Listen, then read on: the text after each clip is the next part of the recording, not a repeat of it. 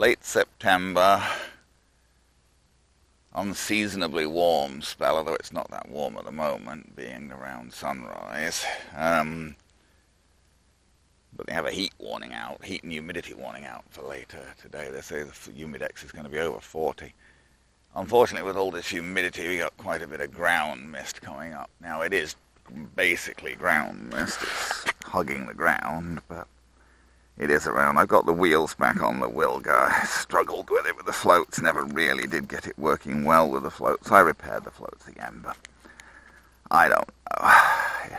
It's a fragile plane. And I mean, even with the landing gear's a fragile attachment.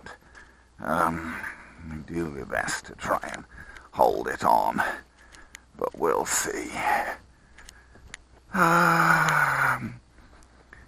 Keeping an eye on this ground mist, but I think we should be able to see to fly him okay, even with this ground mist.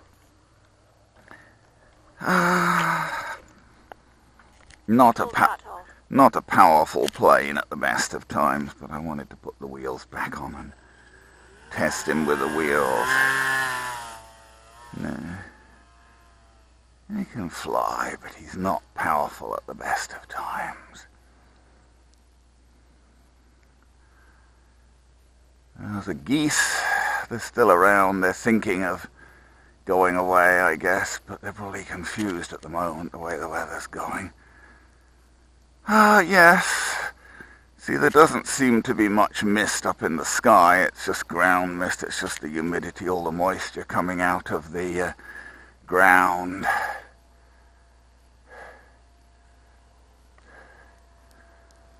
He does fly better without the floats. It's he doesn't have a lot of power, and the extra drag doesn't help. Maybe we'll try and loop him. I worry about looping him. See how the wings bend when you loop him? Don't really like to do it much because I'm afraid you're just going to pop the wings right off the blithering thing. They're not... They've got carbon rods in each wing, but the problem is where they join at the middle, it's just a sort of kind of a odd sort of plastic thing that's popped in. I don't think it's very strong. You could pop that whole plastic thing out, I'm afraid. That's the weakness, is where the two wing halves connect in the middle with that plastic thing.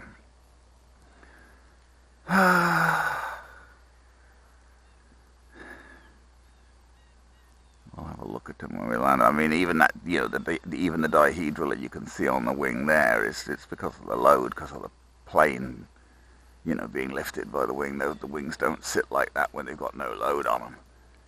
The load of just flying the plane normally and gentle is pulling the wings up. Time remaining, 5 minutes. And as you could see when I looped it, they pulled up considerably further.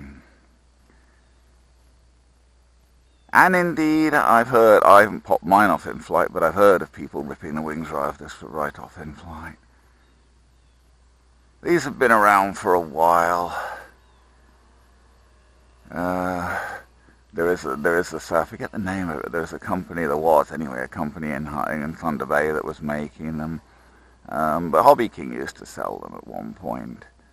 I don't know whether they still do, but people did buy them from Hobby King because Hobby King used to sell them, and but this was a few years ago. I don't think they do anymore.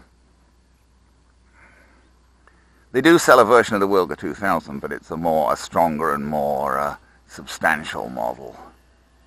Wilga 2000 itself is a Polish short takeoff and landing plane, basically. It's used for glider towing, actually, as well. 4 minutes. You wouldn't know it from this one, but I believe the real world Wilga is used for glider towing, amongst other things.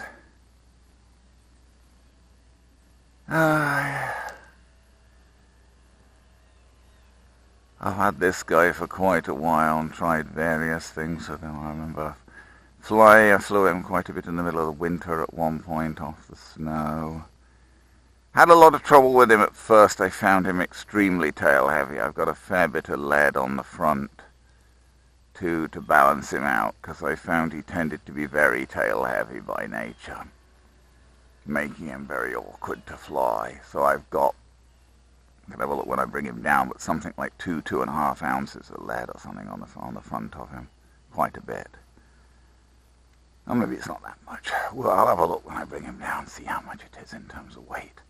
It's a strip. Time remaining. 3 minutes. It's a strip of lead weights I know he's got on him. But I'm not quite sure how much each of those weights weighs even without looking at them. Because some of the, you get those little craft weights. Some of them are 1/4 ounce a weight, some of them are 1/2 ounce a weight, and some of them are in grams. You know, so I don't quite remember which ones they'd been on him for such a long while. It's not like I just put them on. They'd been on for a while since I was first trying to trim him out and things. Okay, well, whoops. He doesn't have much power. We'll try and bring him in for a landing here. You have to be careful with him, though, as I say, because you don't have a lot of power, so you've got to fly him very sort of gently. There you go. Well, that was a pretty gentle landing. Throttle cut on. And he needs a gentle landing because the undercarriage is not very strong. You'll collapse that undercarriage easily if you don't land him gently. I've reinforced it. That cross piece I put on, which helps a bit, but and I've put extra catches on. It was just held on by one little plastic catch. Here we go. You see what I mean about the wings? They've got like a sort of couple of plastic pieces there. How much is that weight? I'm not sure now because there's 6 weights on, but I can't read what the size of them is, so I don't know whether those are 1/2 ounces or 1/4 ounces, so I don't really know now.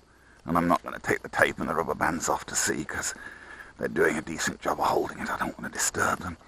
I have a feeling those look pretty big. I think they're 1/2 ounce weight, so that might be 3. If they are, that's 3 ounces of weight he's got on the front of him. Anyway, well, he certainly flies a lot better like that than he does with the floats. So I think I'm just going to give up. Although I do have the floats and I've repaired them, I think I'm just going to give up messing around with the floats and stick to flying him as a wheeled plane because he flies a lot better with the wheels.